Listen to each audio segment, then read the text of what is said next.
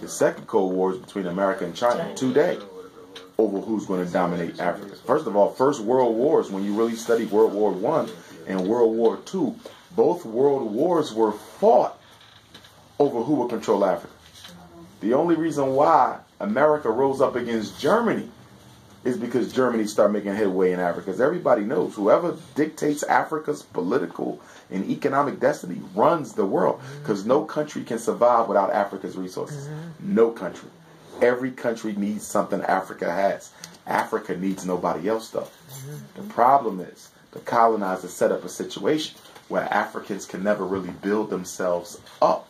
And they use the structural adjustment programs of the World Bank and the International Monetary Fund to keep Africa impoverished. Because what they do is they give out loans to the African countries, but in exchange for the loan, you basically give up your sovereignty. They tell you what you're going to do. And the new thing now is what? If you want some money, you got to push homosexuality, abortion, hysterectomy, and birth control.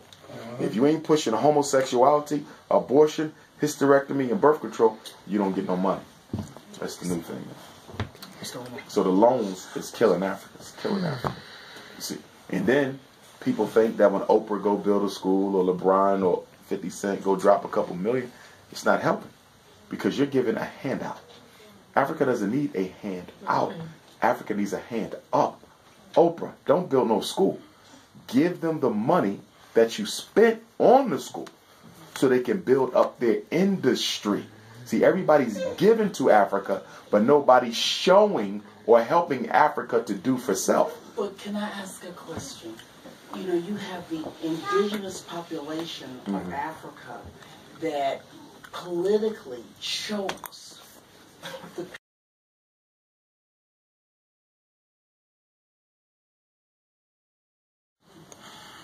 3. Okay, do those 4. Was there another hand? Yeah. 4 and 5.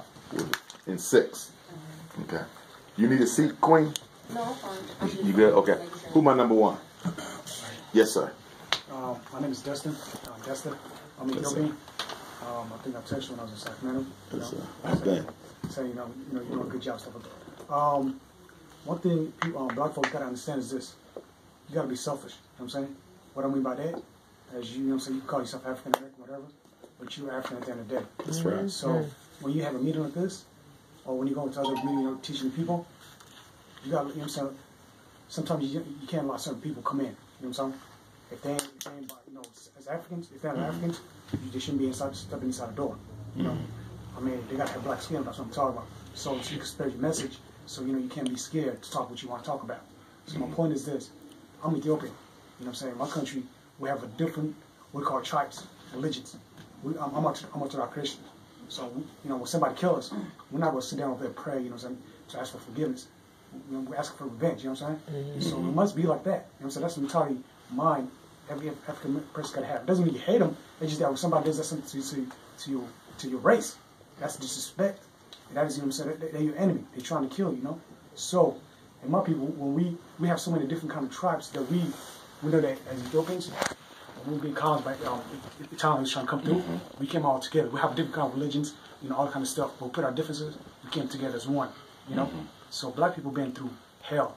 You know what I'm saying? I never knew this until 2 years from now, or 3 years, start learning about this kind of slavery things.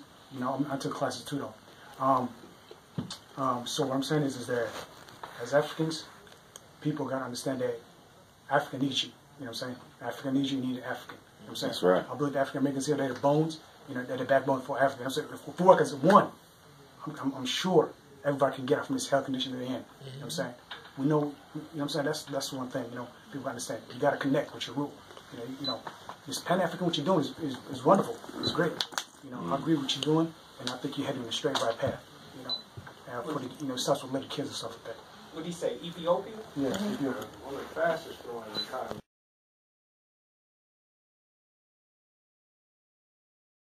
It on her head. What is that doing to the spirituality of the black woman if she's walking around with the spiritual garbage of the Indian woman on her head? And what a lot of people don't understand is that in traditional African cultures, especially in antiquity, you weren't even allowed to touch your hair until you went through a rite of passage, because your hair was considered, okay, an aspect of the divine, because African hair was considered the antennas of the intelligence. It was the crown. Exactly. It was nothing that was put on yours. It was your crown. Exactly. And so let me ask you this. How can you consider yourself a queen if you have a weave? Number one. Number two, number two is, so do you think it's imperative that, for instance, myself create a natural hair salon for kids so that we can start giving them the information subliminally?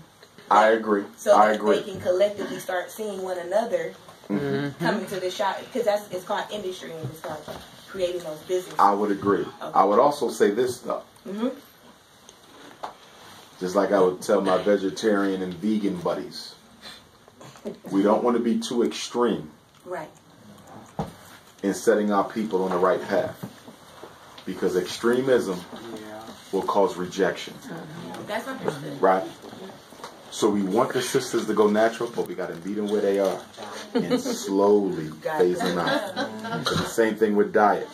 The reason why more African people haven't went vegan or vegetarian is because many of the vegan and vegetarian scholars are demanding a strict, immediate transition from eating meat all your life to living off of grass and soil.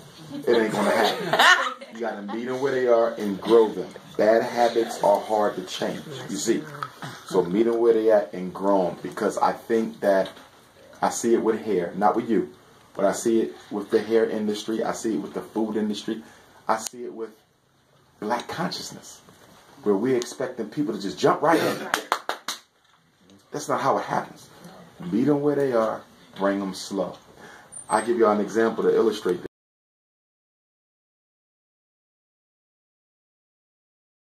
Creflo Dollar, T.D. Jakes, or Eddie Long. And my issue with black folks is we can't tell the difference between who real and who fraud. And I'm being put in a box with people who don't do no work. No, I'm not saying, no, I'm speaking general. No, I'm speaking general. You know what I mean? No, not you. You see what I'm saying? The voice thing will end. The community need to tell voice to chill. See, from an African context, the community decides what's going to happen. It ain't for me and Boyce to go in a room unless me and Boyce have mutual issues with each other. Let's say he dated a woman I dated, and that was personal. We got to go into a room because we got a mutual conflict. I don't have a problem with Boyce. I don't pay him no mind. In fact, I don't pay none of the conscious dudes no mind, because I know most of them are fraud. There's few people out, Claude Anderson, I'm going to pay him some mind. Attorney Alton Maddox, I'm going to pay him some mind. Dr. Anthony Brown, I'm going to pay him some mind. Queen Mother Dr. Francis, she just passed, I'm going to pay him some mind. There's certain people, I'm going to pay him some mind. You know, Dr. Savior, I'm going to pay him some mind. Like Africa, I'm going to pay him some mind. They do work for the people. But most of the people in my generation, I'm not paying them dudes no mind.